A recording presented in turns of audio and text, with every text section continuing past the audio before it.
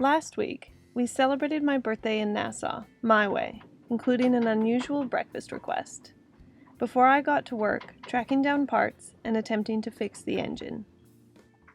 We also made time to teach some friends how to wakeboard and scuba dive. This week, we leave the city behind as we finally fill our sails with wind after 4 long weeks in the city and head away from land to cross the shallow banks on the way to the Exumas.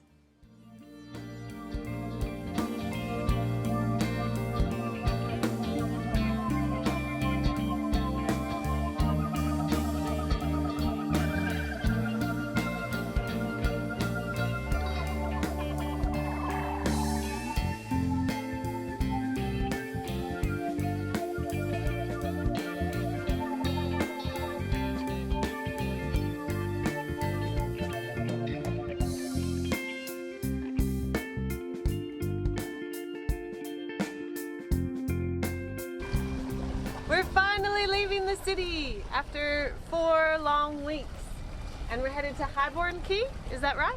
Yeah. Yeah. Highborn Key and the Exumas. So a bit of a late start, kind of forgot what it's like to pull up the anchor and tie up the dinghy and... Such sore arms after wakeboarding. Yeah. Just too many things to remember when we haven't been sailing in 4 weeks. She still seems to float, so that's good. But Nassau in the background, and it's beautiful, but I'm happy to be leaving. Bye, Nassau. See you, Nassau. Take my soul if you make it whole. Gypsy diver, you walk the shallow road. I love the girl, she knows it's true.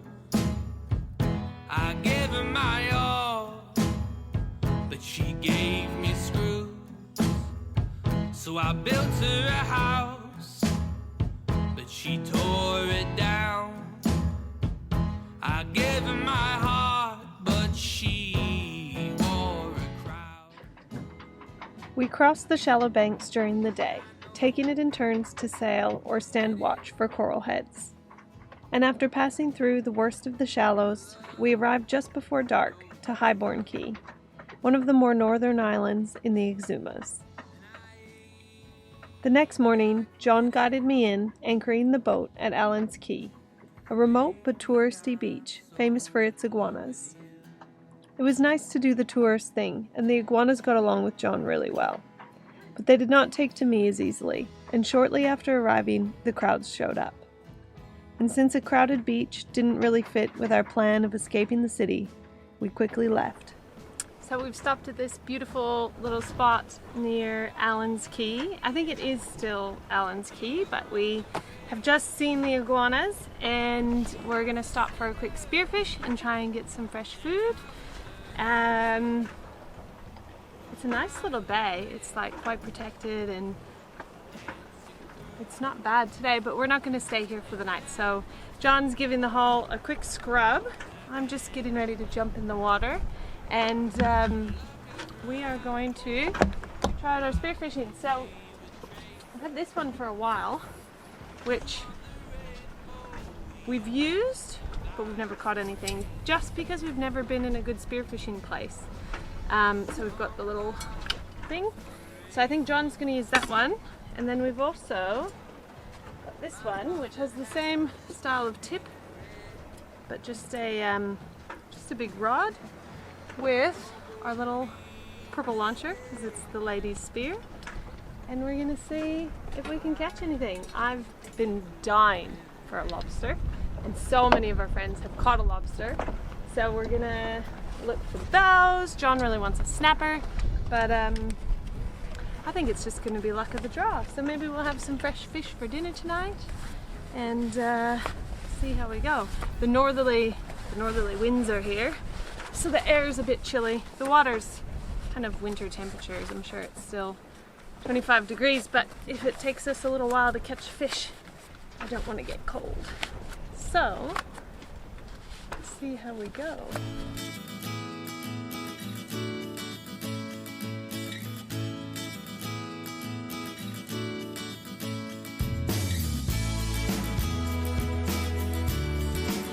Okay, we're ready.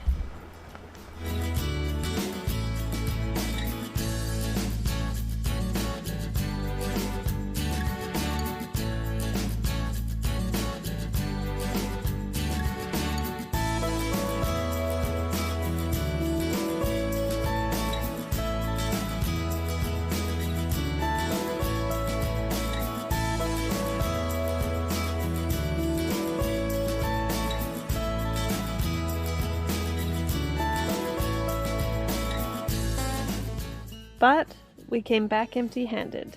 With no fish to be had, we pulled up the sails and left for our anchorage for the night at Norman's Key.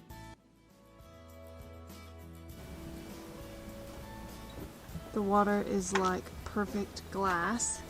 If you want to see how your anchor's sitting in conditions like this, you don't even have to jump in. All you have to do is head to the bow and take a look. It is amazing.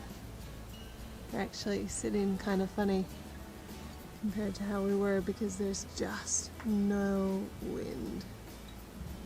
But it's so beautiful. And as we found out when we went to explore our new anchorage, the beauty was not only above the water.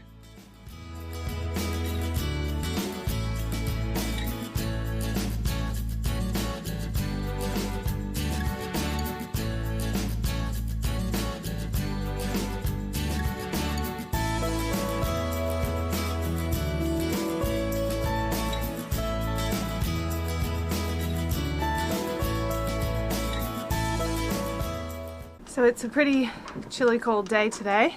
It rained all night and it's just kind of miserable outside. So John's doing projects. He's trying to fiberglass the autopilot to the hull a bit better, just make it a bit more reinforced. And I'm working on videos.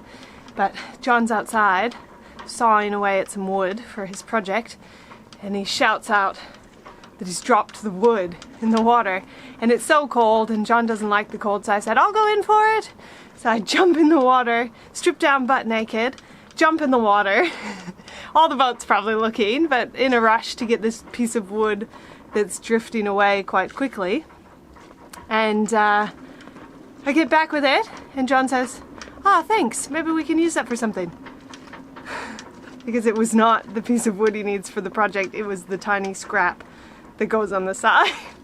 So I thought I was saving the day. But John, I feel like John won that one. But I don't think he did it intentionally because he couldn't have known I would jump in.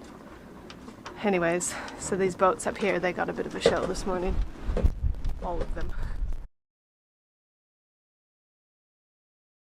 Anyways, back to work for me, to my little workstation. Soaking wet. And later that evening, we celebrated the completion of my video and John's fiberglassing project by heading to shore to support our new favorite football team. We're off to see the Super Bowl! Hopefully. We're not even sure they've got TVs. Yeah. And ironically, we were so excited about getting out of the city this week. And now all we want to do is find like a hub of people to watch American Super Bowl with. Yeah, It's I'm not like- even American. Yeah, so we're out of the city, but we're about to go find millions of people tuning into the same program.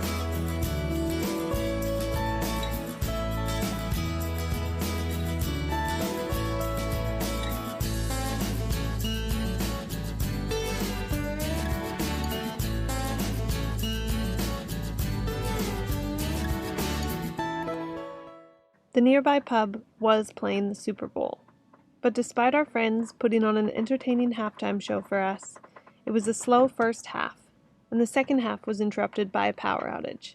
It was days before we learned that the Patriots won. Now that we were getting used to being away from civilization, we really started to get the hang of it. Next week, we explore more underwater, work on our fitness, and practice our galley skills, attempting to make our own yogurt. Plus, we give you the bird's eye view of one of the beautiful anchorages that we stop at, and of course, continue to learn from our mistakes.